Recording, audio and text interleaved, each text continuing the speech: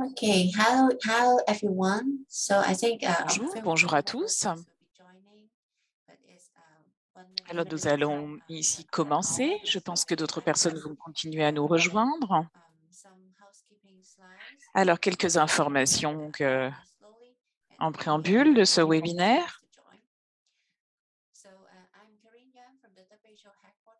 Donc, je suis Karine Yang, je viens du siège social de l'OMS. Je vous remercie de nous avoir rejoints ici aujourd'hui pour cette session sur la vaccination COVID-19 et le financement dans la région d'Asie du Sud-Est.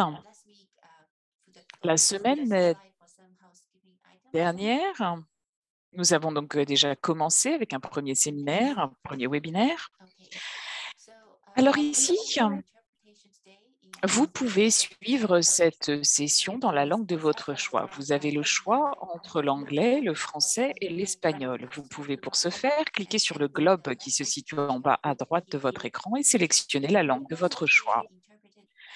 N'oubliez pas ici de couper ici la langue originale pour pouvoir ainsi bien entendre la langue de votre choix. De même, nous allons bien évidemment répondre à toutes vos questions. Alors, pour poser vos questions, vous allez cliquer ici sur l'icône questions-réponses qui est située de même en bas à droite de votre écran.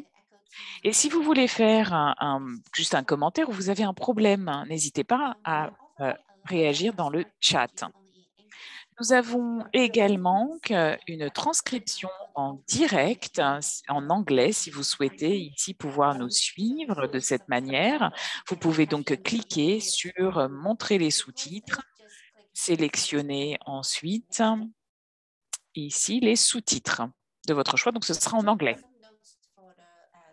De même, ce sont des sessions qui sont enregistrées et par conséquent, vous aurez accès aux enregistrements et vous aurez même la possibilité d'avoir ces enregistrements en anglais, en français et en espagnol. Donc, tout ceci sera disponible sur le site internet TechNet 21.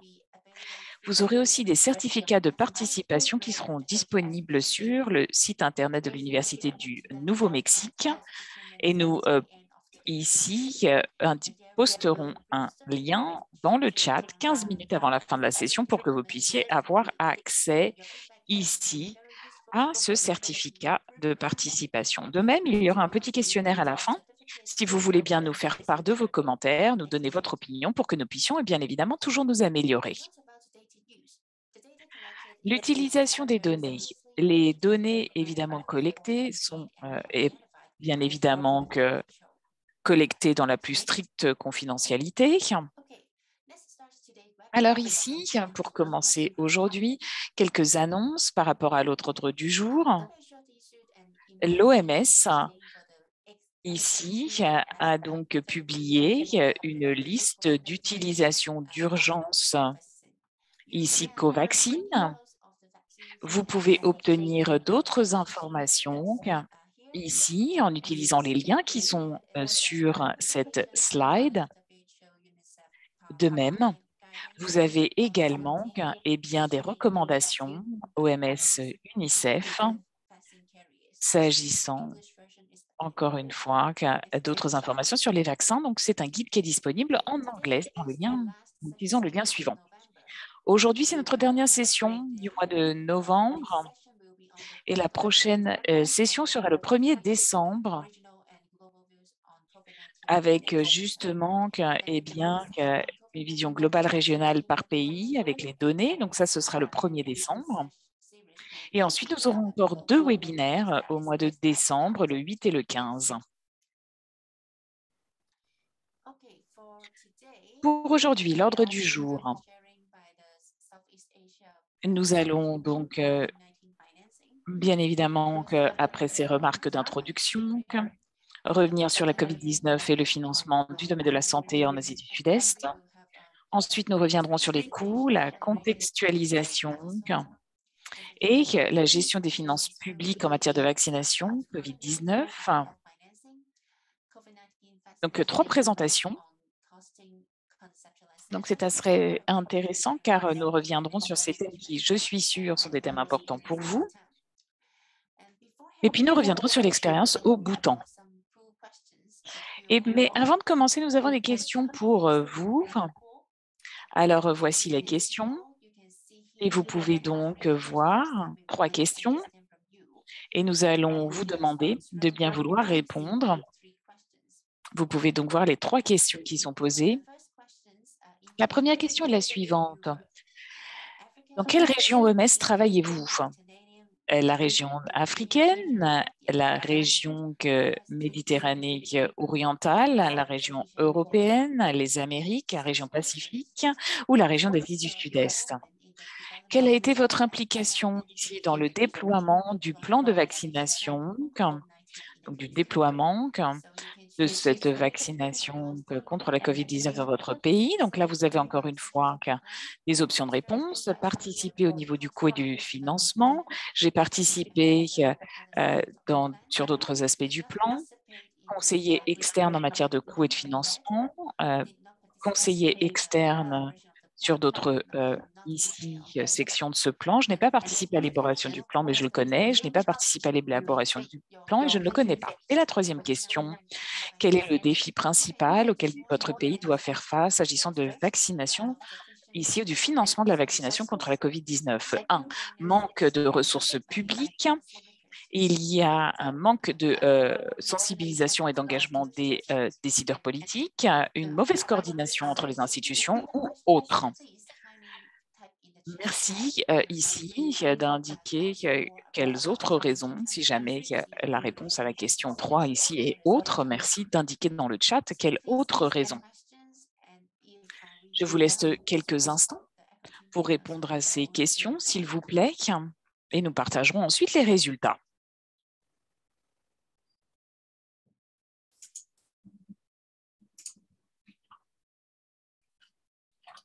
Okay.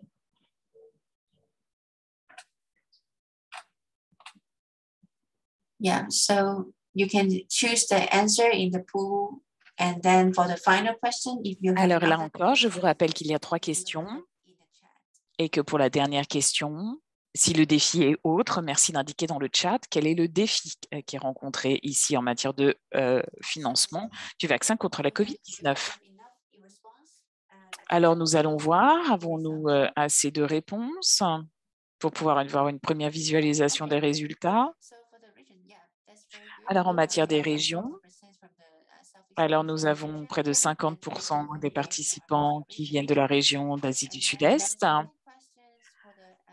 et ensuite 33% d'Afrique. Question numéro 2. Et votre participation au plan de vaccination et de déploiement national. Donc, 33% d'entre vous ont participé ici à ce plan. Et donc, ça, c'est intéressant. Et question 3, donc une mauvaise coordination entre les institutions. Ça a été la réponse la plus plébiscitée. Et n'hésitez pas d'ailleurs, si vous avez d'autres défis, je le rappelle, vous pouvez l'indiquer dans le chat ici pour nous partager avec nous vos défis pour voir si nous pouvons évidemment vous apporter un soutien. Je vous remercie d'avoir participé à cette petite enquête, d'avoir répondu à ces questions. Et sur ce, je passe tout de suite la parole au docteur Valeria de Oliveira Cruz. Le docteur Cruz est un conseiller régional en matière de financement de la santé et de gouvernance dans la région d'Asie Sud-Est. Bonjour, bonjour à tous. C'est un grand plaisir ici de vous accueillir. Merci de nous avoir rejoints par rapport au financement de la COVID-19. Alors, on regroupe ici dans notre région près de 11 pays représentant un quart de la population mondiale.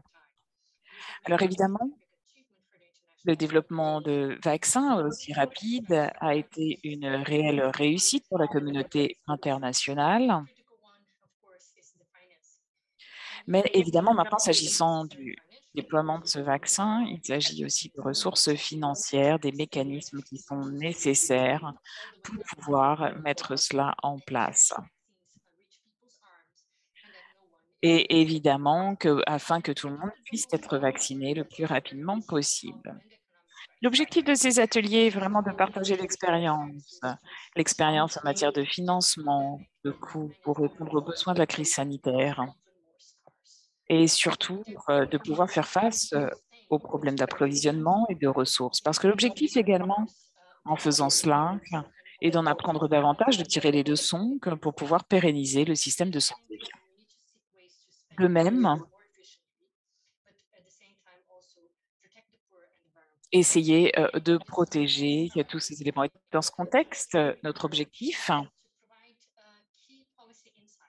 est d'avoir vraiment, et bien pour les décideurs politiques, mais également pour ceux qui sont sur le terrain, et bien de pouvoir partager des idées sur des projets de financement de la vaccination contre la COVID-19 qui ont fonctionné au niveau de la région. Donc, les objectifs d'apprentissage, évidemment, sont tout d'abord de sensibiliser sur ces aspects, ces implications budgétaires et économiques, mais également de partager ici les leçons que nous avons pu tirer de cette analyse du contexte dans notre région SEA, Asie du Sud-Est, et de même partager les meilleures pratiques, les défis et les leçons ici sur le terrain. Et nous allons partager d'ailleurs les leçons qui viennent du Bhoutan, qui en fait a réussi à mettre en place une politique très intéressante dans notre région, donc d'Asie du Sud-Est. Et donc, nous avons hâte d'en savoir plus sur ce qui a été mis en place au Bhoutan. Et maintenant, je vous remercie encore une fois de nous avoir rejoints. Et je passe tout de suite la parole à ma collègue ici pour cette première présentation. Merci Valéria. Bonjour. Bonjour à tous.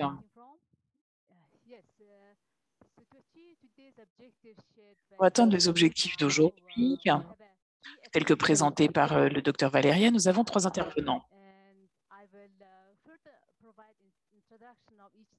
Donc, je vais les présenter. Mais nous allons donc commencer avec Ajay Tandon de la Banque mondiale, qui va revenir sur l'impact de la COVID-19 en matière de financement, de la santé. Cela va nous permettre d'avoir un meilleur contexte sur la situation régionale et sur les difficultés de financement de la vaccination dans notre région. Ensuite, nous passerons à Sanjay Pusto du ministère de la Santé publique au Bhoutan. Alors, j'espère ici que vous allez profiter un maximum de ces 3 présentations et sans plus attendre, nous allons donc commencer avec le contenu de ce webinaire. Donc, comme je le disais, le premier intervenant ici est Ajay Tandon, qui vient ici de la Banque mondiale. C'est un économiste, spécialiste des meilleures pratiques internationales en matière de santé, nutrition et gestion de la population. Il a beaucoup d'expérience en Asie du Sud-Est. Il a un doctorat en économie. Il a beaucoup travaillé avec la Banque de développement asiatique.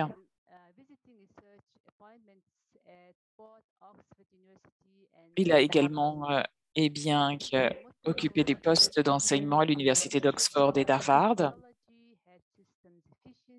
Et il est également un expert en matière de financement, de méthodes de calcul, d'imposition et également de couverture de la santé universelle. Sans plus attendre, je vous passe la parole à Jay. Surtout, n'oubliez pas d'envoyer vos questions. Je vous le rappelle, nous avons une icône questions-réponses qui est située en bas à droite de votre écran. Vous pouvez à tout moment poser vos questions à Ajay. Je vous remercie. Merci beaucoup. Merci pour cette présentation. Merci également à Valéria. Alors,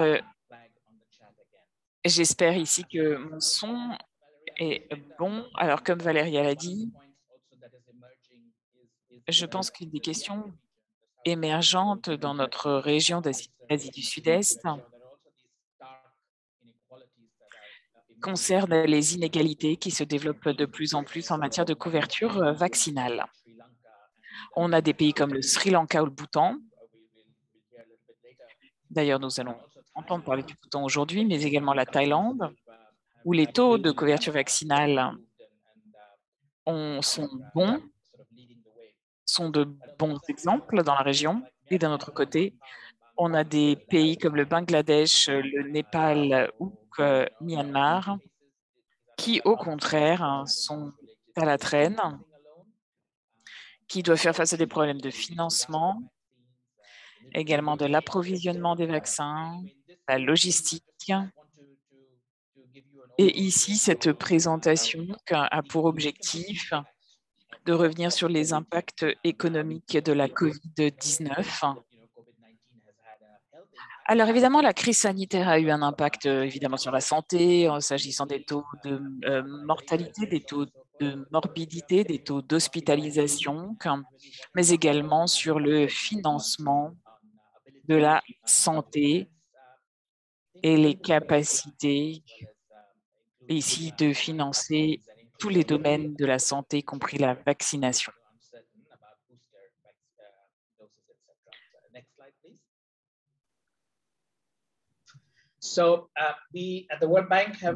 À la Banque mondiale, eh bien, nous avons donc une publication récente et l'objectif est de reconnaître ici que l'impact de la COVID-19 a été double. Alors, ça a été un double choc. Un choc, pourquoi? Parce qu'il y a eu évidemment un choc sanitaire, mais également un choc économique. Et ici, ça veut dire évidemment un rebond double, parce qu'en effet, ce choc économique et sanitaire va exiger un double rebond également, parce que ce rebond ne sera pas possible tant que les taux de vaccination ne seront pas supérieurs et lorsque les autres domaines, qui ne sont pas notamment des domaines sanitaires, sont également soutenus pour qu'il y ait une réelle relance. Donc, on ne pourra pas ici avoir de rebond, de relance sans avoir un réel soutien du secteur de la santé et de l'économie. Et nous allons aussi devoir renforcer tous ces éléments pour pouvoir, là encore, eh bien, réagir. Et tous ceux-ci sont des éléments évidemment essentiels. Alors, voici également un résumé de toutes les ressources qui sont disponibles en ligne. Si vous souhaitez en savoir plus, bien évidemment. Brièvement, je vais revenir sur l'impact macro-fiscal. Et par macro-fiscal, je veux dire l'impact macroéconomique national, mais également les impacts sur le gouvernement, le secteur gouvernemental, les dépenses gouvernementales, l'imposition. Et également, j'aborderai les questions des conséquences des dépenses de santé.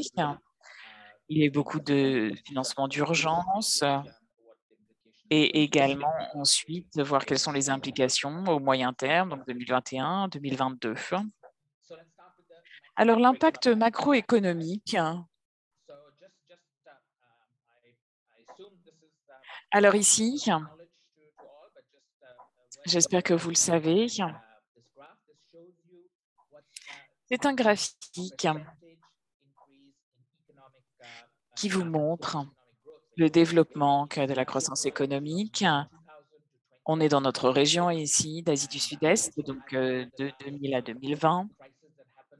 Alors, la dernière crise financière en 2007-2008, qui a été donc la crise financière mondiale. Et donc, évidemment, ça a entraîné un ralentissement, mais Ce ralentissement a tout de même entraîné une croissance d'environ 3%, donc ça a été un réel ralentissement. Mais cette fois-ci, vous pouvez voir la différence qui est très claire ici. Là, vous pouvez voir avec des réductions des PIB qui vont jusqu'à -6%.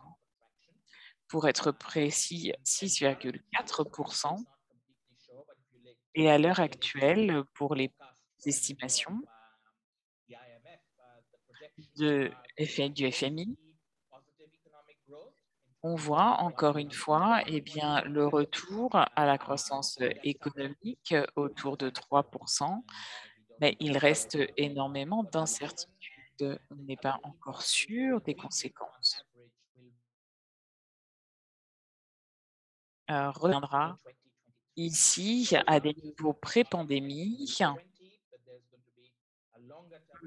pas avant 2023. Donc le PIB ne reviendra pas au PIB équivalent avant 2023.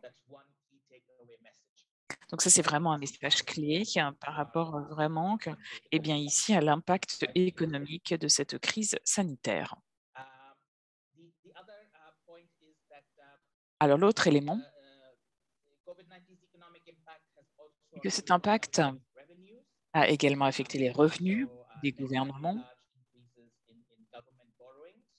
On a vu une forte augmentation des taux d'emprunt du gouvernement. Alors là encore, dans notre région, bien là, on a encore vu de larges disparités entre les capacités des pays à pouvoir faire appel ici à l'investissement public. Alors pour certains pays, on voit encore ici qu'il y a eu des taux d'emprunt beaucoup plus élevés. Alors nous pensons ici que cette augmentation va perdurer. Vous voyez les estimations ici sur la droite de chaque graphique. Et nous pensons que même en 2026, bien, nous pensons que ces niveaux ici dépasseront encore ceux de 2019. Mais il reste évidemment énormément d'incertitudes sur ces chiffres.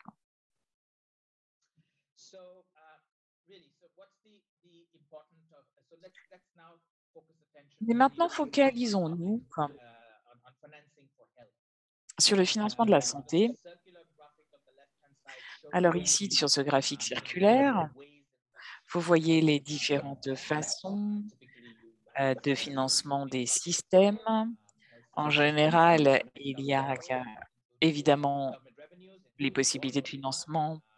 Cela veut dire l'emprunt, les revenus du gouvernement, un financement externe qui passe par le budget gouvernemental ou par des ONG. Dans certains pays, comme l'Indonésie, où aussi la sécurité sociale participe, avec notamment bien, l'assurance sociale. Et là, il y a aussi l'assurance privée. Alors, c'est un rôle un peu plus marginal, bien évidemment, mais ceux-ci sont accordés notamment dans l'exemple du Bhoutan. Alors, ce n'est pas une grande source, comme je le disais, mais cela représente une source de financement. Et sur la droite, vous voyez ici d'où vient l'argent, d'où viennent les financements. Donc, encore une fois, une grande diversité et disparité entre les différents pays de notre région d'Asie du Sud-Est. Vous voyez ici les dépenses de santé par capita. Donc, vous voyez les Maldives, la Thaïlande, le Sri Lanka, et ensuite, vous voyez la différence avec le Népal ou le Bangladesh. Ensuite, vous voyez la part ici de ce secteur,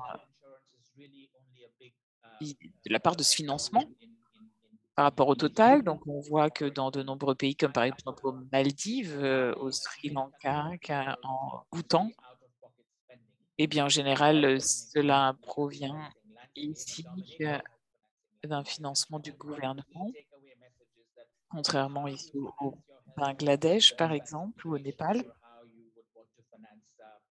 Donc là encore, vous voyez de fortes disparités qui auront un impact sur le financement des vaccins. Donc encore une fois, lorsqu'on se met dans ce contexte, en général, eh bien, on parle de financement gouvernement. On a parlé de l'assurance sociale et dans le cadre macroéconomique et de l'environnement. C'est vrai que parfois on voit une évolution, mais il faut pouvoir obtenir un équilibre, il faut pouvoir envisager les différentes ressources financières qui sont disponibles pour le financement de projets.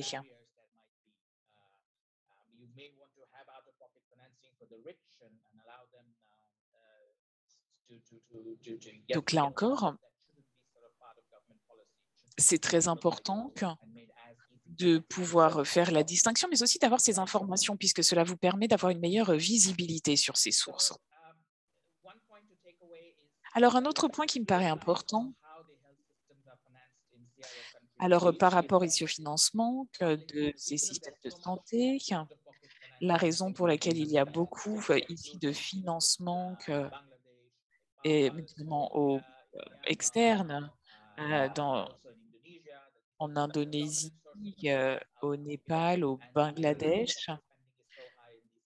Et la raison pour laquelle nous sommes dans cette situation, c'est parce que le financement du gouvernement est faible.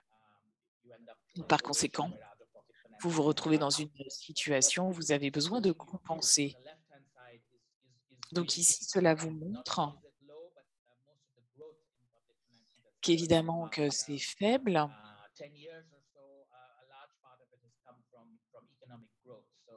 mais il y a aussi une croissance économique. Donc même si vous prenez l'exemple ici de l'Inde, en 2009,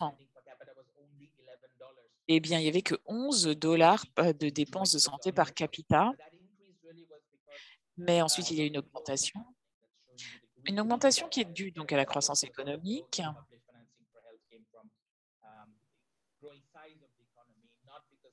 Alors ici, pas parce que eh bien, la santé qui est devenue plus importante, mais juste parce qu'il y a une croissance économique et donc par conséquent l'accroissement des budgets.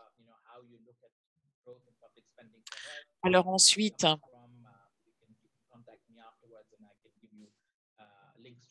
eh bien, c'est vrai que lorsque l'on regarde eh bien, ces différents financements, souvent, et dans le cadre de ces budgets, il y a aussi très souvent un problème de partage ou de répartition des revenus budgétaires. Donc au Sri Lanka et au Bangladesh, les revenus et la répartition des revenus n'est pas toujours très appropriée. Et c'est vrai que c'est évidemment ici très souvent eh bien, un problème.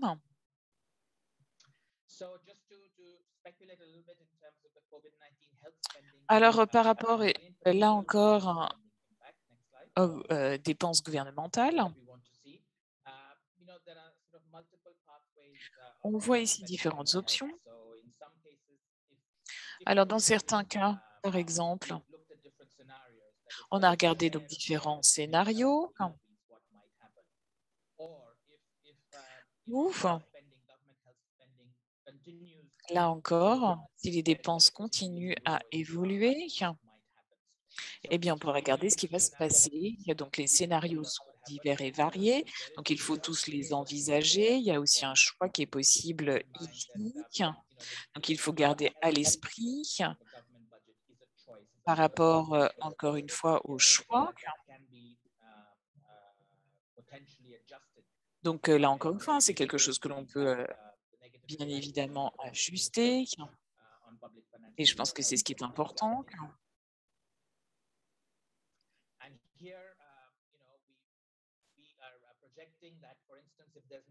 Alors ici,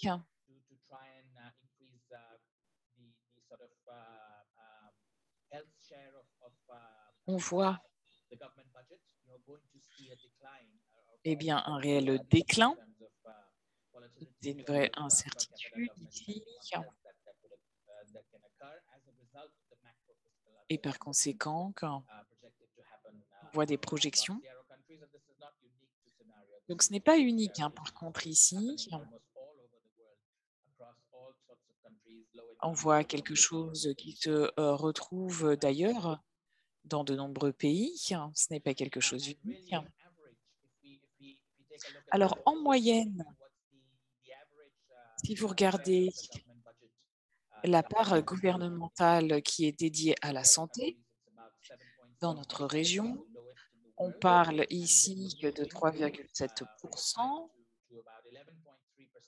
Donc, ça va passer, c'est à l'heure actuelle à 7,9% et ça devrait augmenter jusqu'à 11,3%. Donc, c'est le plus faible ici au monde. Donc là encore, il faut absolument qu'il y ait des efforts proactifs pour s'assurer évidemment que tout ceci soit mis en place par rapport à ces territoires.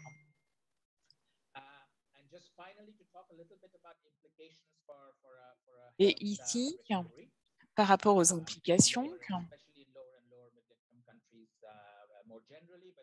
et pour revenir sur les pays ici à faible revenu, revenu intermédiaire, je pense que là, par rapport à ce que l'on peut voir, en fait, la croissance prévue des dépenses de santé du gouvernement seront insuffisantes pour le déploiement des vaccins et par conséquent, il va falloir avoir un investissement prioritaire en matière de santé. C'est ce qu'ici on peut constater. Donc ici, il va falloir voir ces modifications du budget. Et là encore, on voit que dans de très nombreux pays, il va y avoir sous-financement. Donc ces défis, évidemment, sont des défis qui sont là.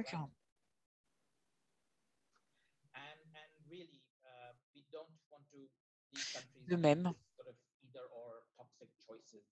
on veut éviter les choix toxiques, on veut bien évidemment que ceci soit juste, essayer de voir au niveau de la pandémie. Il va falloir ici revenir sur ces éléments importants.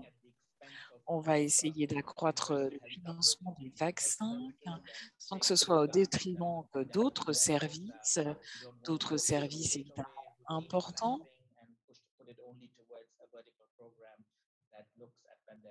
Et nous devons donc par conséquent toujours prendre en compte tous ces éléments. Et dans certains cas,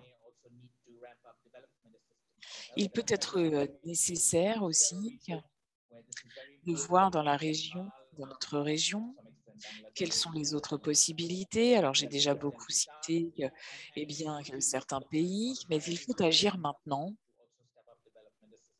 Ça, c'est très important dans le domaine de la santé, parce qu'il ne faut pas oublier que si nous n'agissons pas maintenant, cela aura aussi un impact pas seulement sur l'aspect sanitaire, mais aussi sur l'économie, comme je vous l'ai expliqué.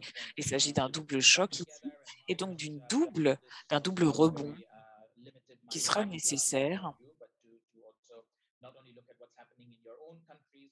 Donc, il est important d'envisager ici ce qui se passe au-delà juste du contexte national et regarder au niveau international, régional.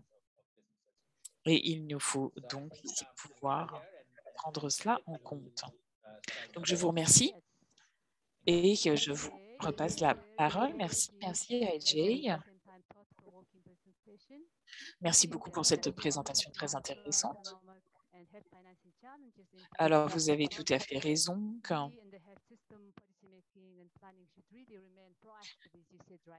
Alors, c'est vrai que eh bien, par rapport à ces défis, eh bien, ce sont des défis qui sont là, bien évidemment. Alors, nous allons peut-être ici patienter quelques instants. Peut-être qu'il va y avoir des questions. Alors, les participants peuvent poser leurs questions, je le rappelle. Il y a déjà 2 questions d'ailleurs qui sont posées ici. Une question pour Valéria.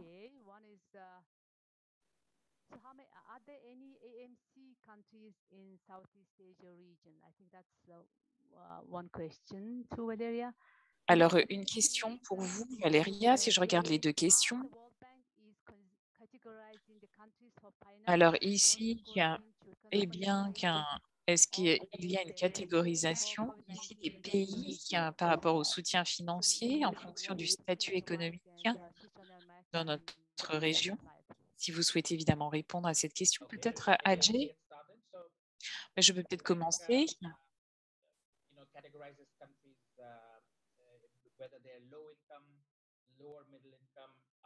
Eh bien, là, encore une fois,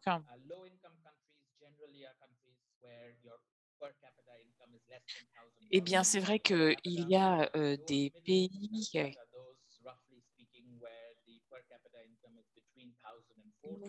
pour lesquels nous allons voir quelles sont les possibilités. Alors évidemment, il y a d'abord les pays à faible revenu, les pays à revenus intermédiaires. Donc ici, c'est une première catégorisation.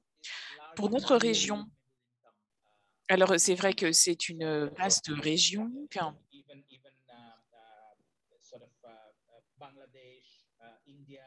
qui recouvre ici différents pays, le Népal, le Myanmar, le Bangladesh. Alors c'est vrai qu'encore une fois, il y a une certaine diversité dans notre région, comme vous le savez. Par exemple, l'Indonésie, dans le cadre de la crise économique, était eh bien, un pays à revenu intermédiaire. Il y a eu ensuite une reclassification et maintenant que l'Indonésie se retrouve dans la catégorie, ici des pays à faible revenu, mais peu importe dans un certain sens la catégorie, je pense que ce qui est important ici de prendre en compte, c'est les besoins de chaque pays, de pouvoir s'adapter, de voir la différence. Et puis aussi, s'il y a d'autres difficultés, essayer de voir ce que l'on peut mettre en place.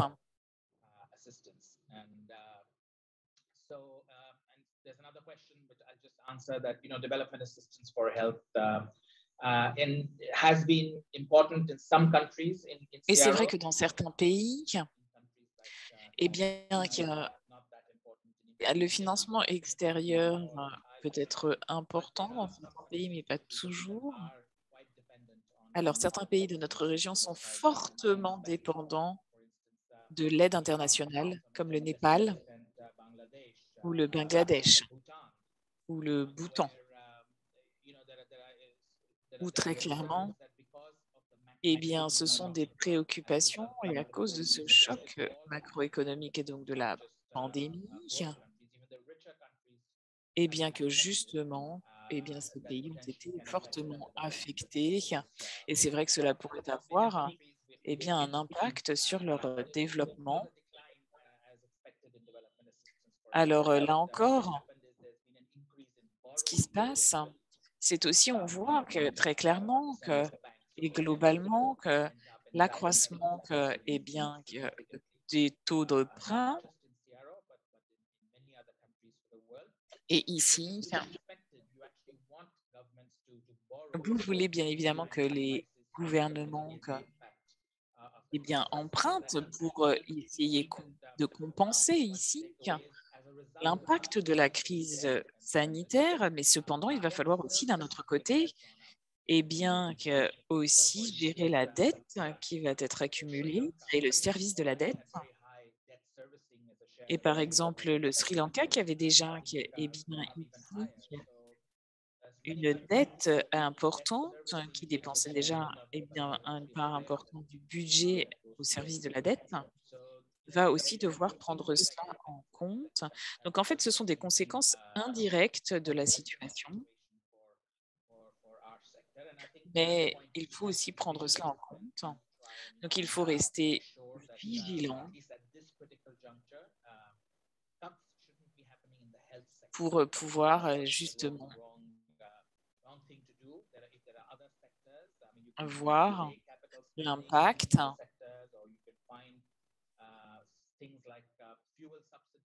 car nous voulons bien évidemment voir quelles sont les possibilités de financement. Nous voulons bien évidemment aussi accroître les revenus. Donc il va falloir aussi prendre en compte les différents aspects. Par exemple, les différentes impositions, l'imposition sur le sucre, les boissons sucrées, sur le tabac. Ce sera peut-être aussi l'option, ici, la possibilité de mettre à plat certaines choses et essayer donc d'en apprendre plus par rapport à donc l'impact ici de tous ces éléments. Et je repasse la parole à Valéria.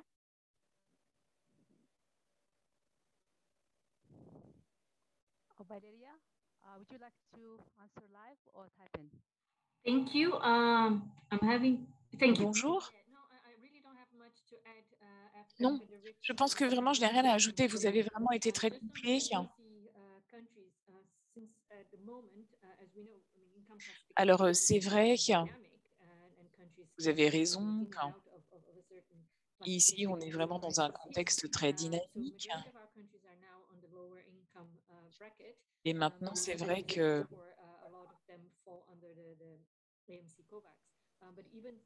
et nous devons donc regarder tout cela. Et c'est vrai que vous avez parlé des Maldives. Et donc, vous avez raison. Eh bien, il y a des différences et vous les avez très bien ici illustrées. Merci Valéria, merci à Ajay pour vos réponses. Merci pour les informations supplémentaires. Merci également eh bien, à Ajay d'avoir posté les ressources supplémentaires. Et maintenant, nous allons passer à notre deuxième présentation. C'est une présentation ici sur notre travail.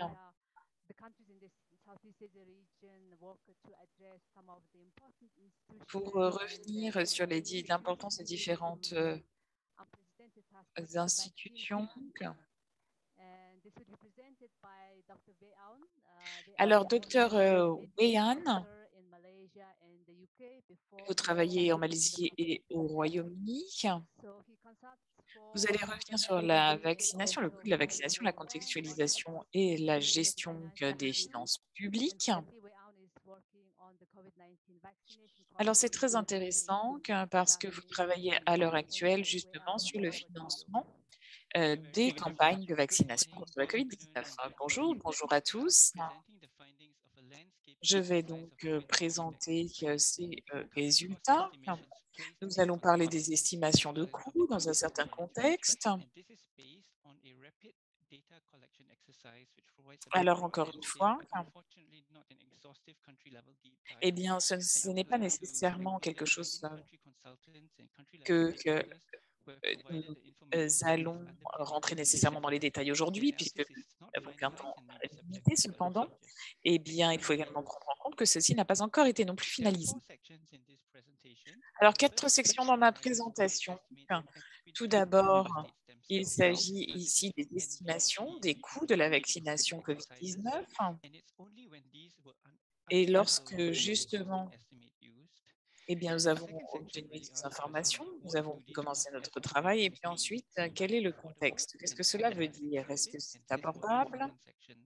Et cela correspond donc à ce deuxième point de la présentation. De nombreux pays membres ont vraiment beaucoup progressé en matière de financement de la vaccination. Et c'est ce que je vais décrire dans la section 3. Et comme Ajay l'a dit, Eh bien, des défis perdurent même lorsque vous avez des financements, puisqu'il y a la mise en œuvre de ces campagnes qui peut entraîner d'autres défis complémentaires. Par conséquent, il faut prendre cela en compte et parler justement d'autres sources de financement qui sont nécessaires pour pouvoir les utiliser de manière efficace, comme par exemple les achats d'urgence, les approvisionnements d'urgence. Alors, l'estimation des coûts, nous avons vu ici une différence ici équivalente à 15 fois eh bien, le coût de livraison d'un vaccin. Alors, qu'est-ce que cela veut dire ici? Ça veut dire que la variation est très importante et se base sur différents éléments. Tout d'abord, eh bien, le contenu. C'est-à-dire que les États qui ont déjà un système de santé plus solide, plus robuste, ont pu ici déjà utiliser les capacités existantes. Alors que pour les pays ici qui n'avaient pas ces ressources, ont dû investir très fortement, notamment en matière de ressources humaines. Alors on a aussi vu que pour ceux pour les pays qui avaient déjà un service de santé robuste, ils ont pu profiter des structures déjà en place, contrairement à ceux qui ne disposaient pas d'un tel système de santé robuste. On voit ici très clairement la différence. Donc, encore une fois, notre région d'Asie du Sud-Est est une région diverse et variée avec différents contextes. Vous avez aussi peut-être des États membres qui ont une population inférieure à 2 millions et cela aussi a un impact. Et sur la base de ces transactions, il y a encore une fois une différence de 4 fois. Eh bien, ici, le prix de l'achat qui peut être différent. Vous voyez la différence sur ce graphique. Donc, nous avons obtenu ces données lorsque, évidemment, ces données étaient disponibles. Alors, bien qu'il y a eu une petite variation ici par rapport au prix, donc là, encore une fois, il peut y avoir des prix différents en fonction des vaccins, mais la plupart des différences ici dépendaient du choix de vaccins. Les vaccins, évidemment, varient en prix. Et donc, les pays ont fait leur choix en matière d'approvisionnement. Et les vaccins les plus chers, ou bien qu'un n'ont pas nécessairement été privilégiés dans notre région. Je sais qu'on va revenir aussi sur l'exemple du Bhoutan, mais c'est comme l'Inde, le Sri Lanka ou la Thaïlande. Eh bien, ici, on peut voir que ce sont des pays qui n'ont pas beaucoup payé, contrairement au Bangladesh, qui a donc payé le prix fort et qui, en parallèle, eh bien, on a une campagne de vaccination très lente et peu efficace. Donc, la stratégie d'achat est absolument essentielle et doit être développée davantage pour pouvoir ici prioriser les groupes, mais aussi pour l'avenir et pouvoir faire mieux face aux pandémies à venir. Qu'est-ce que cela veut dire pour les États membres? Comment est-ce que l'on peut comparer cela en contexte, par exemple, par rapport au PIB, à la taille de l'économie, la taille du gouvernement, les dépenses publiques, les programmes de vaccination déjà existants? Cette analyse compare le coût ici de la vaccination et on comprend ici que c'est un peu l'empreinte de la vaccination contre la COVID-19, y compris par rapport aux capacités, les faisabilités. Alors cela ne veut pas dire que le financement Ici va pouvoir être opéré directement par une réallocation des ressources provenant du secteur de la santé. Ce n'est pas ici si évident, et d'ailleurs Ajay l'a très bien dit dans sa présentation. Cette empreinte montre en effet que dans les scénarios standardisés, on va avoir 20% de la population vaccinée en 2021 et 60% en 2022. Et donc ici, c'est les données qui ont été estimées. On voit là encore une fois que grâce à ces chiffres, et on voit bien, que dans de nombreux pays, en général, ces dépenses sont minimes, comme aux Maldives, au Bhoutan ou en Thaïlande. Mais vous voyez qu'au Bangladesh, cela représente 33% des dépenses de santé. Alors, cette taille de l'empreinte dépend encore une fois de la taille du système de santé déjà en place, de structure de santé. Et on voit également que cela peut dépendre des capacités donc préexistantes et qui permettraient ici de bien mettre en place une campagne de vaccination. On voit également quel est ici le coût de cette empreinte de la vaccination. On voit que ce coût reste modeste comparé à d'autres paramètres macroéconomiques. Sur ce graphique, vous voyez ici le pourcentage des dépenses gouvernementales et le pourcentage ici du PIB. Donc on parle du coût, évidemment. Et lorsque ici, le coût du vaccin, y compris le coût d'achat comparé au PIB, on voit que les chiffres restent très faibles et ça reste un montant assez modeste, surtout s'agissant du taux de retour sur investissement, puisque nous savons que nous avons besoin de ces mesures pour pouvoir sortir de la crise et avoir un rebond sanitaire, militaire et économique. Donc on voit ici pour cette couverture de 60%, cela représente encore une taille modeste de PIB. Par contre, si vous regardez la barre bleue ici de ce graphique, qui concerne les dépenses gouvernementales générales, là on voit qu'au Bangladesh, en Indonésie, au Myanmar et au Sri Lanka, cela représente une part importante.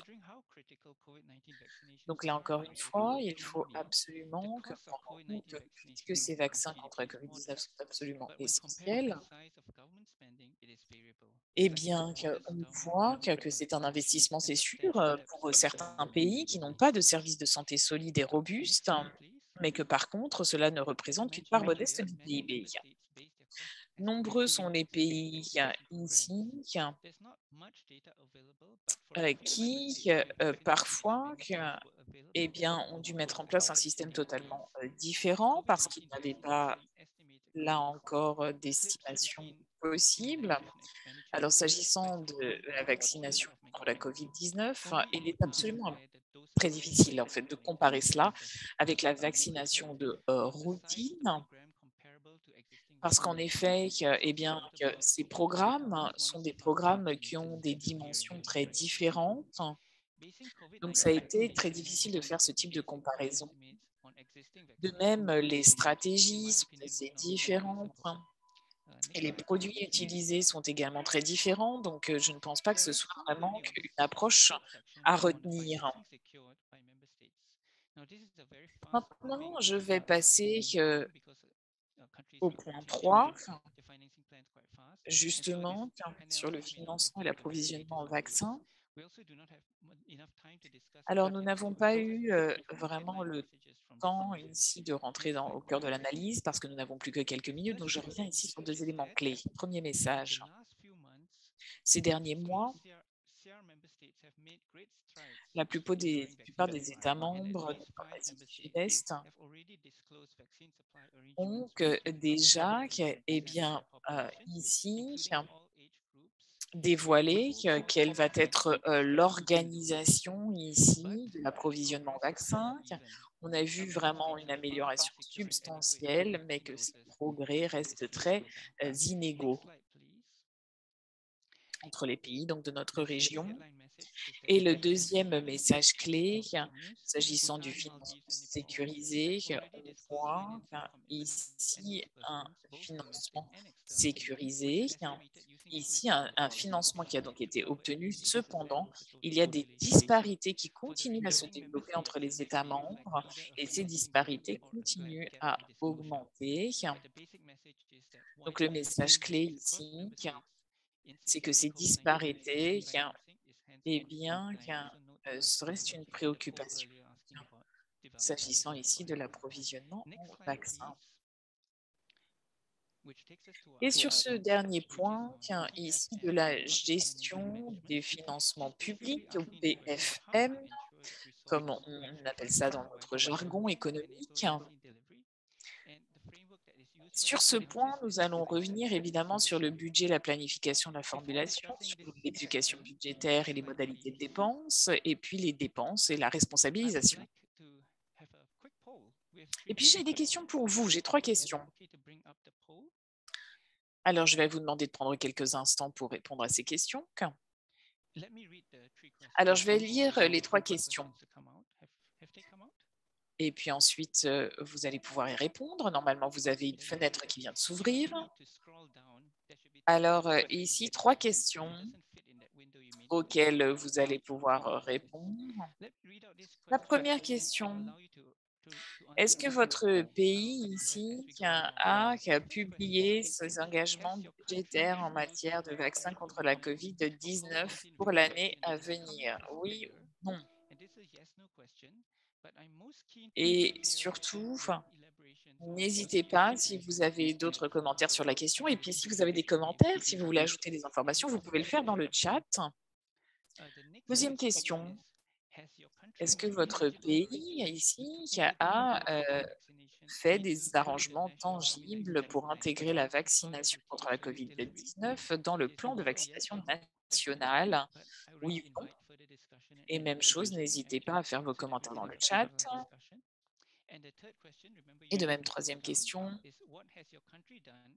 qu'a fait votre pays pour protéger les dépenses en matière des services de santé essentiels pendant le vaccin, la campagne de vaccination de la COVID-19? Alors ça, c'est vraiment bien, un thème qui est très important pour nos pays ici, donc la protection des autres services de santé essentiels. Et là, vous allez justement pouvoir inscrire ça dans le chat. Donc, n'hésitez pas, le chat, la boîte de discussion est là pour échanger, pour faire part de vos commentaires. Je vous laisse quelques instants pour répondre. Et en attendant, je continue.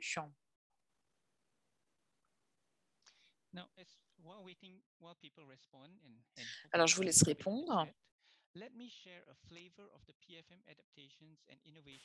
Alors, on voit par rapport aux adaptations et aux innovations alors la première partie ici de ce PFM, comment est-ce que les États membres ont structuré ces budgets en matière de vaccination contre la COVID-19? Alors, nombreux sont ceux qui ont utilisé les systèmes budgétaires déjà existants, y compris le Bhoutan, le Sri Lanka. Et bien nombreux sont ceux qui ont quand même dû créer des lignes budgétaires, des codes objets ici pour des programmes. Alors évidemment, d'autres ont choisi notre approche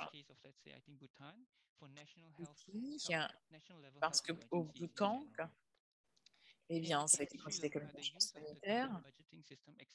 Au Sri Lanka, eh bien, ils ont réussi ici à obtenir une extension budgétaire. Certains États membres, comme bien, les Maldives, eh bien, ils ont utilisé des véhicules ici extra-budgétaires avec des fonds ici de pension spécifiques. Cela ne veut pas dire ici qu'une responsabilité est promise, mais juste bien, qu'il y ait des sources de financement peuvent être diverses et variées. Et c'est vrai que les Maldives publient toutes les 2 semaines les chiffres de ce financement. Donc l'utilisation, la non-utilisation aussi de ces véhicules extra-budgétaires qui peuvent s'avérer parfois nécessaires, mais cela n'a pas vraiment d'impact sur l'efficacité apparemment. En fait, cela dépend juste de certains contextes précis. Dans le cadre de l'étape suivante de ce plan de financement, un PFM, on parle de l'exécution budgétaire et des dépenses. Et bien là, encore une fois, nous allons avoir ici des pratiques et des changements informels en matière d'approvisionnement, d'achat. Il y a eu parfois des changements de règles assez importantes, comme par exemple aux Maldives ou plutôt au Sri Lanka. En Thaïlande, en fait, ils sont allés encore plus loin, puisqu'ils ont modifié des éléments institutionnels pour pouvoir améliorer cet achat et cet approvisionnement. Donc ici, dans le cas de la Thaïlande, ça a été toute une administration, une structure qui était liée à la pandémie. Et ensuite, évidemment, ça peut être des structures qui sont destinées à rester pérennes, c'est-à-dire des structures qui vont perdurer après la pandémie. Et c'est ce qui a été fait notamment aussi en Maldives, où l'objectif était de renforcer les capacités originales. Et maintenant, comment est-ce que les États membres ont réussi à mettre en place ces budgets? Alors, nombreuses sont les dépenses qui ont été centralisées. Ici, en matière de Covid-19, pour la crise sanitaire. Donc, cela a permis aussi de soulager bien, que les frais qui sont assumés par des structures sous-nationales. Alors, d'autres stratégies ont aussi été mises en place en fonction des pays concernés.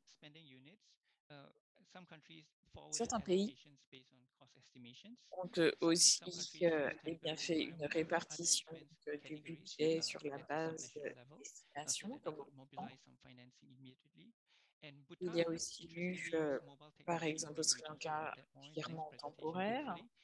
Et au Bhoutan, il y a eu aussi toute une technologie mise en place. Je suis sûre que mon collègue va revenir là-dessus dans sa présentation. Ici, vous verrez, c'est passionnant.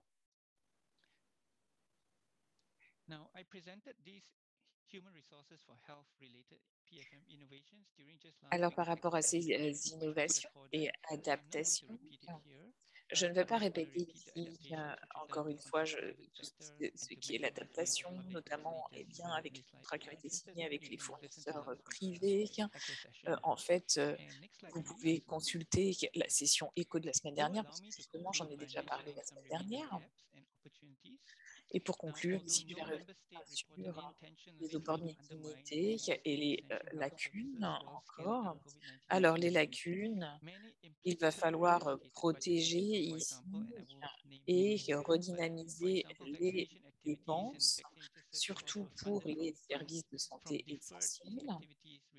Nous avons aussi eu une estimation des coûts pour la vaccination de la COVID-19, donc il va falloir ici ajuster cela. Et je pense que dans un certain temps, c'est tout à fait aussi compréhensible, parce que comment est-ce que ici, bien, les institutions vont pouvoir faire cela? Alors, quelques suggestions. Il faut absolument ici explicitement faire une estimation des besoins en matière de ressources pour la planification et l'optimisation. Et il faut aussi estimer une base de probabilité. Et troisièmement, bien, il va falloir aussi avoir une approche beaucoup plus intégrée de la santé, avec évidemment la lutte contre la pandémie, contre la crise également, et bien d'autres crises et d'autres d'urgence sanitaire. Il va falloir aussi faire des estimations des ressources pour qu'il y ait une vraie optimisation. Donc ça, c'est absolument essentiel. Et la troisième lacune, eh bien, c'est l'achat ou l'approvisionnement des vaccins qui n'est pas adéquat.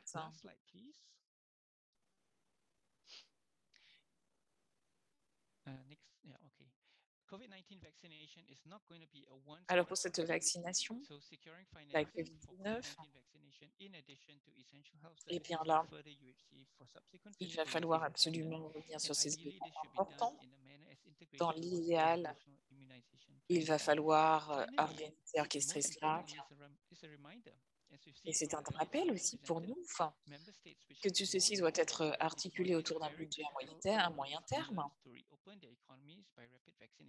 parce qu'il va falloir évidemment vacciner de manière rapide, mais également investir dans les systèmes de santé, mais aussi investir dans l'économie pour pouvoir ici bénéficier d'un rebond. Parce que sinon, eh bien, il y aura un impact de ces retards. Donc, il est important d'investir dans la santé publique et dans les systèmes de santé. Ça, c'est la conclusion majeure de toute cette présentation et je vous remercie de votre attention. Merci beaucoup. Merci, Wei-An. C'est vrai que c'est très intéressant parce que vous avez vraiment fait un vrai tour d'horizon ici, il y a des différents pays de notre région. Vous avez tout à fait raison. Alors ici, eh bien, on peut peut-être regarder les résultats de l'enquête. Les résultats de votre question, oui, bien sûr, vous avez raison, j'avais oublié. Est-ce qu'on peut voir donc les résultats?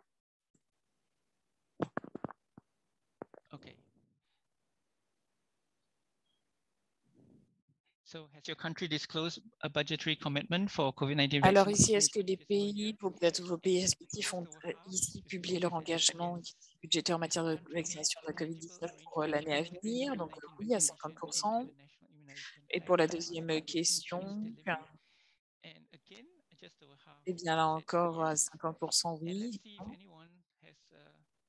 Et regardons ici le chat. Par rapport à la protection, eh bien, des services de santé essentiels pendant la crise sanitaire. Donc, je regarde dans le chat si certains ont partagé. Mais je pense que nous pouvons tous lire les messages qui sont dans le chat. Donc, je vous remercie. Merci d'avoir pris le temps de répondre. Merci beaucoup. Merci pour ces éléments, pour cette présentation très intéressante. Et maintenant, nous allons passer à notre troisième présentation, dernière présentation de ce webinaire. On va parler de l'expérience au Bhoutan. C'est un des pays qui a obtenu des très bons résultats en matière de couverture vaccinale, mais également de réponse à la crise sanitaire.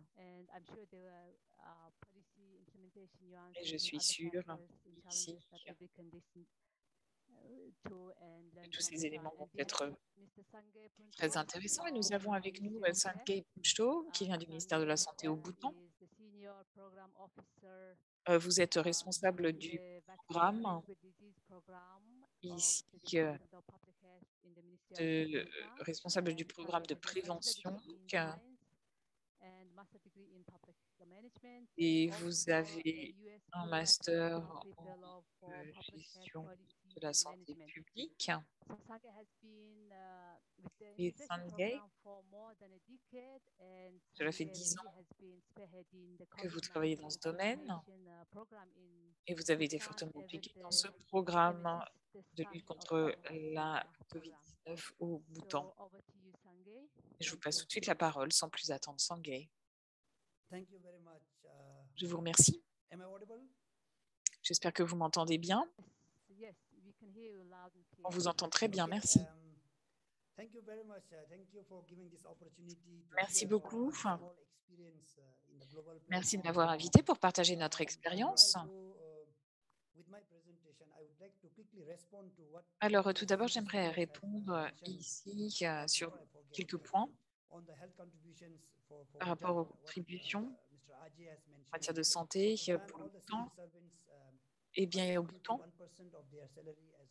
Eh bien, nous contribuons ici à 1% de nos salaires au financement de la santé publique. Donc, c'est-à-dire que 1% de nos salaires pour les fonctionnaires va eh bien, aux soins de santé. Et ensuite, Wayan a également mentionné ici les différentes sources de financement. Et c'est vrai que nous avons un système de paiement en ligne qui a été créé au Bhoutan. Et cela nous permet de faire des paiements immédiats. Et cela nous permet d'être donc beaucoup plus efficace. Et donc, nous avons utilisé la technologie. Et ce sont des éléments qui, au-delà de la vaccination, eh bien, nous permettent d'avoir vraiment une approche holistique. Pour revenir sur l'expérience au Bhoutan, j'aimerais revenir vraiment sur la mise en œuvre de ce programme de vaccination contre le COVID-19 au niveau national.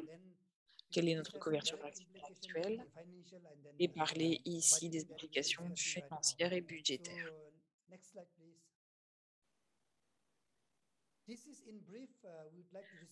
Alors ici, j'aimerais revenir sur la préparation et la mise en œuvre de ce programme de déploiement de la vaccination.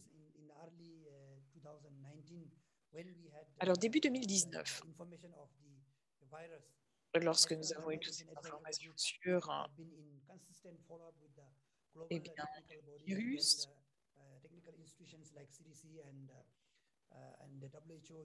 eh bien, nous avons pu eh bien, communiquer avec différentes agences, notamment la CDC aux États-Unis. Et puis, nous avons pu mettre en place donc, ce plan de vaccination. Nous avons également développé au niveau national et bien développer notre développement et renforcer surtout nos capacités nécessaires du personnel de santé parce que nous ne savions pas quel type de vaccin serait développé par l'industrie, mais nous devions être prêts. Et puis ensuite, nous avons aussi beaucoup travaillé sur la communication et la mobilisation sociale, essayer justement et bien d'illustrer tous les besoins. Ensuite, nous avons aussi eu un processus ce semaine. Et très rapidement, eh bien, nous avons pu mettre en place eh bien, quels sont les besoins. Et on s'est dit, mais quelles pourraient être les implications sur les ressources humaines à 5 jours, à 10 jours?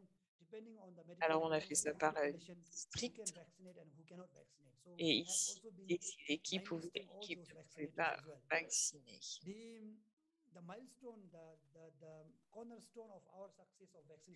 Alors, ici, la pierre angulaire de notre succès a vraiment été eh bien, ce système de portail en ligne. Vraiment, nous avons développé ce système ici en interne. Et cela nous a permis d'avoir ce lancement national de la campagne de vaccination grâce à ces services de vaccination qui ont été développés au niveau national. Ensuite, il y a eu différentes réunions de coordination avec les parties prenantes. Et nous avons donc eu besoin, évidemment, du soutien, du leadership de nos partenaires de développement. Nous avons pu également négocier et intégrer cela dans notre programme de bien-être et santé. Donc, on a beaucoup travaillé au niveau local et régional. C'est vrai qu'on a même formé des étudiants à administrer les vaccins en cas de besoin, on puisse faire appel à eux. Et évidemment qu'ensuite, les vaccins qui sont apparus ont été pris très au sérieux puisque c'était vraiment des nouveaux vaccins. On n'avait pas nécessairement toutes les données nécessaires. Et la communication et la mobilisation sociale a été absolument essentielle. Et c'est vrai qu'on a vu, par exemple, le Premier ministre qui s'est exprimé en direct à la télévision pour essayer de clarifier quelles étaient les attentes en matière de vaccination. Donc là encore, eh bien, par rapport, eh bien, nous avons impliqué l'ensemble ici de tous ces aspects. Et c'était important d'inclure évidemment la formation des professionnels de santé. Donc au niveau national et régional, donc nous avons, comme je le disais, eh bien, créé un comité aussi unique pour pouvoir vraiment soutenir cette initiative, articuler les activités. L'objectif était également aussi de pouvoir obtenir toutes les informations sur tous les éléments, mais aussi sur toutes les régions. Alors ici, ce sont certaines des stratégies que nous avons utilisées et nous n'avons pas vraiment rencontré de problème majeur.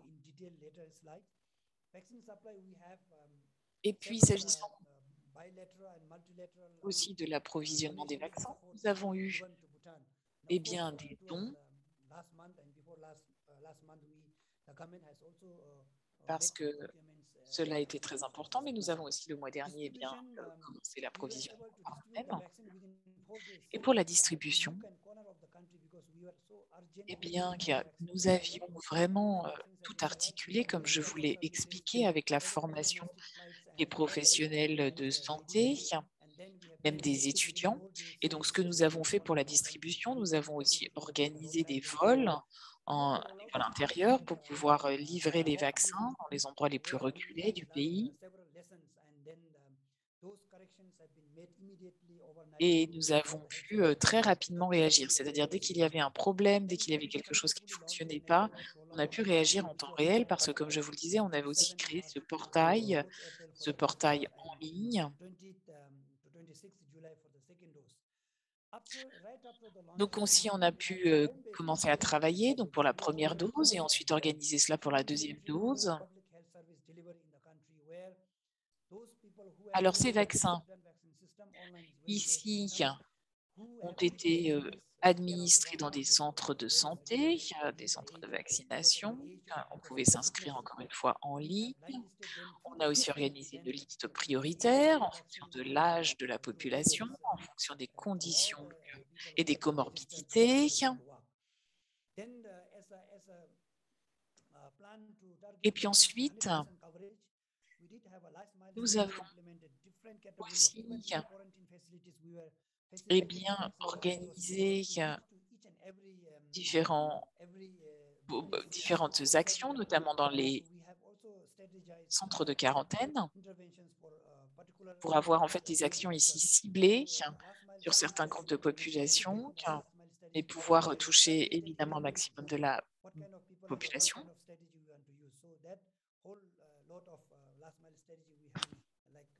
Et nous avons vraiment pu, grâce à cela et grâce à ces actions ciblées, qui a touché un maximum de la population.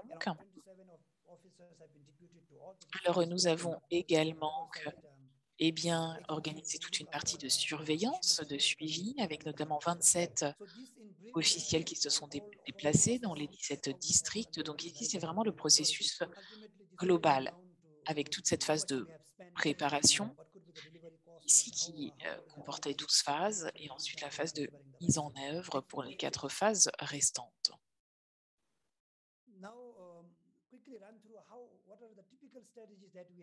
Alors ici, quelles sont les stratégies de vaccination que l'on a utilisées? Donc je reviens ici sur quelques éléments clés parce que ici, je vous ai présenté avec la diapositive précédente la vue d'ensemble. Mais là, si on revient sur des éléments clés et bien sûr les modalités, ça a été une campagne nationale qui a duré une semaine pour la première dose du 27 mars au 4 avril 2021 et la deuxième dose du 20 au 26 juillet. Pour nous, ça a été très important d'avoir vraiment ce déploiement qui n'a duré qu'une semaine, qui était ciblée, qui était sur l'ensemble des régions et l'ensemble des districts du pays pour pouvoir vraiment être le plus efficace possible.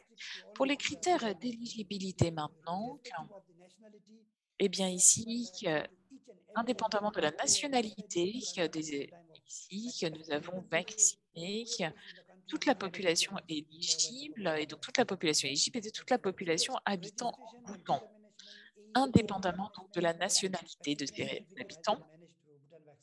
L'enregistrement et la gestion des données, donc tout est passé par notre système PVS, qui est notre système de vaccination au Bhoutan.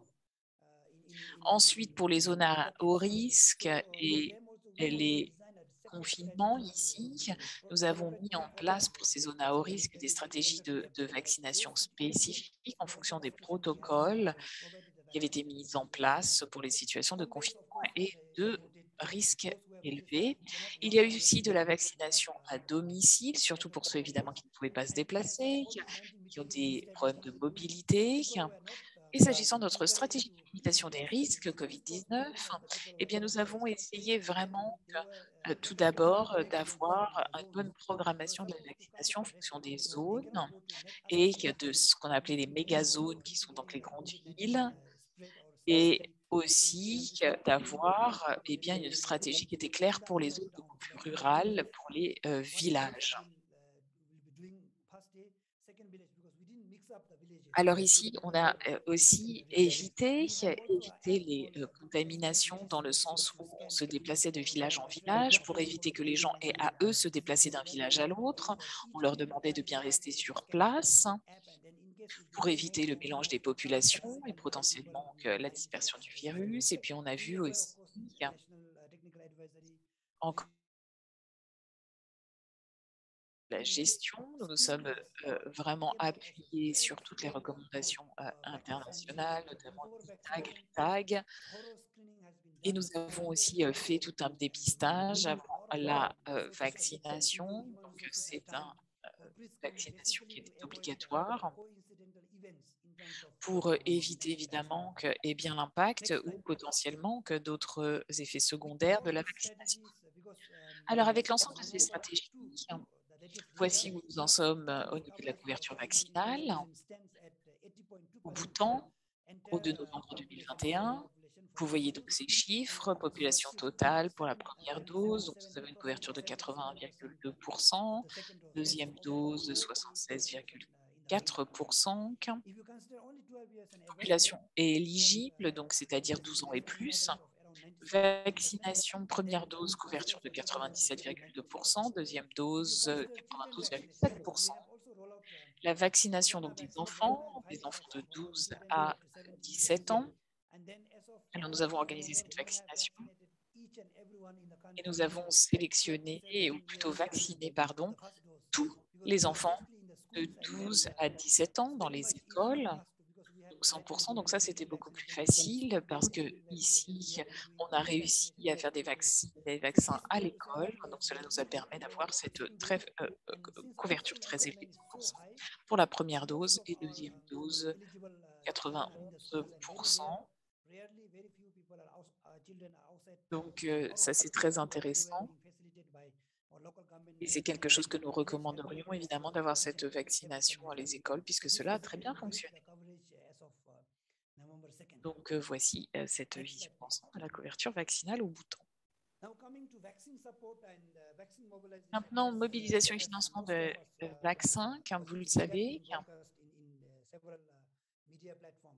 Eh bien, que nous avons ici profité de différents vaccins, Covishield et AstraZeneca. Nous avons aussi des vaccins à ARN messager, Pfizer et Moderna, notamment eh bien, grâce au soutien du gouvernement américain et à nos partenaires multilatéraux, notamment COVAX, pour les coûts opérationnels.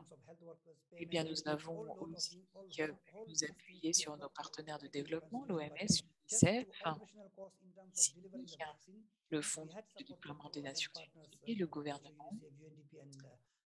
Ça a été, ce sont des partenaires qui sont importants pour nous également.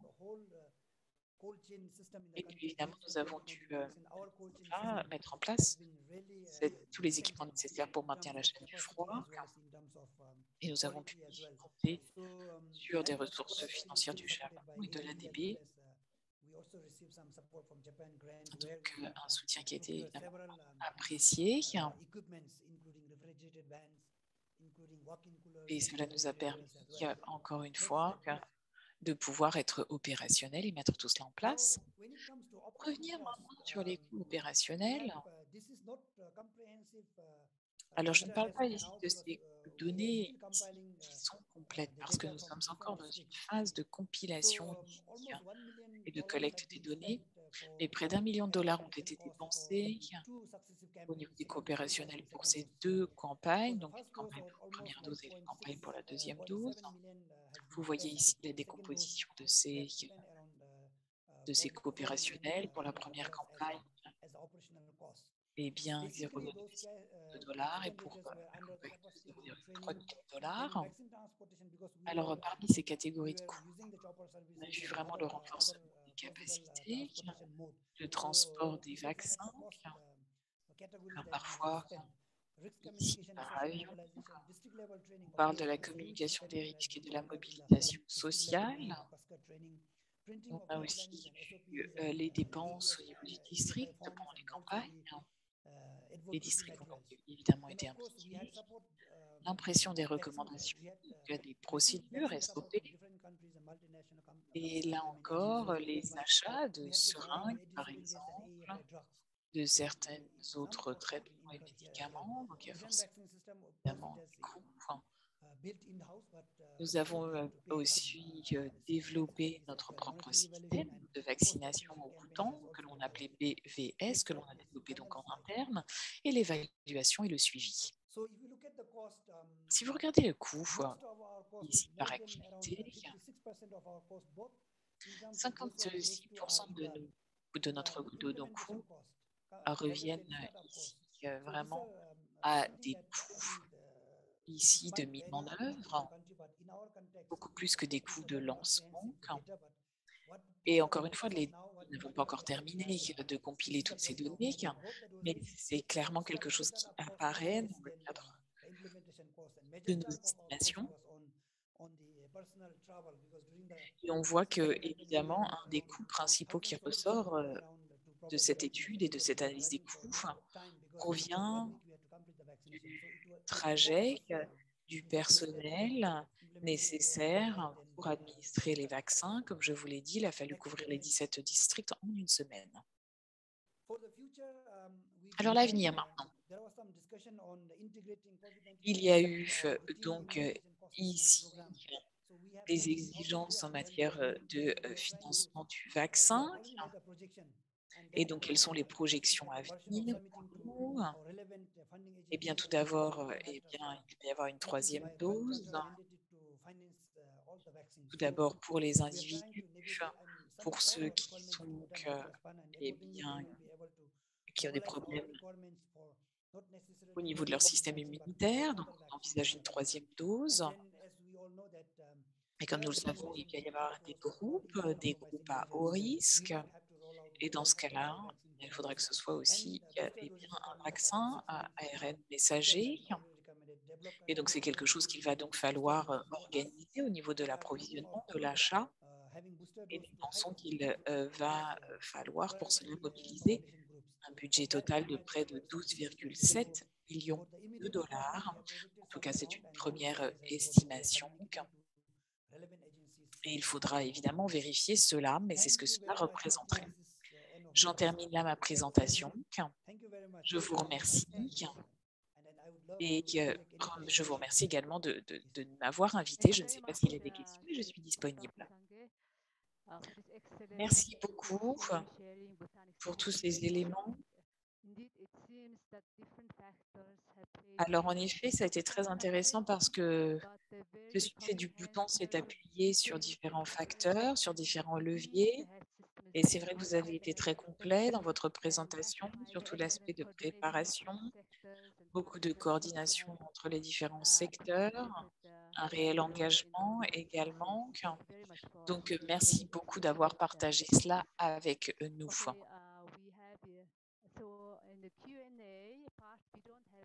Alors, ici, donc nous n'avons pas d'autres questions, mais nous arrivons également ici à la fin de notre webinaire aujourd'hui.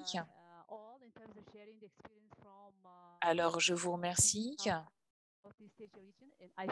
encore une fois d'avoir participé, de nous avoir suivis aujourd'hui. J'espère que vous avez trouvé ici ces présentations très utiles. Je souhaite tout d'abord vous remercier tous les trois chaleureusement d'avoir pris le temps de partager avec nous vos expériences. Et je passe la parole ici à Karen. Je vous remercie et je remercie tous les intervenants. Alors, nous sommes ici à la fin de notre session et donc, par conséquent, je vais vous demander de répondre à ces deux questions. Est-ce que l'on pourrait avoir ces deux questions, s'il vous plaît? Ce serait fantastique. Alors, deux questions sur l'apprentissage dans cette session. Après la session, est-ce que vous avez une meilleure compréhension ici des implications budgétaires et économiques de la COVID-19? Oui, un peu ou pas? Et deuxième question après cette session, est-ce que cette analyse de l'environnement, du financement de vaccins contre la COVID-19, est-ce que vous avez une meilleure compréhension de cet environnement de financement? Je pense que vous allez pouvoir répondre rapidement. Et ensuite, l'équipe ECHO va pouvoir afficher les résultats. Alors ici, pendant que vous répondez, ici, à cela, je vois tout de même des questions pour le docteur Sangay. Alors, combien ici de personnes ont pu être vaccinées? Et donc, il y a également une deuxième question par rapport à cette mobilisation. Voilà, et sinon, ce sera la fin de notre session. Thank you.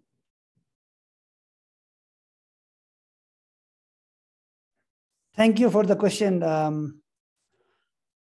We did not have much issues in terms of health workers mobilization because our population is very small.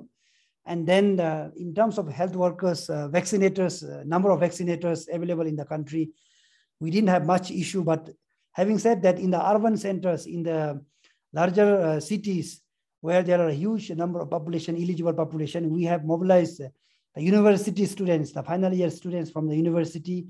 They were trained on vaccination. And then because through our experience, it was not an issue with the vaccination, but with the whole lot of other arrangement, the screening, with the logistic support, we require more health workers.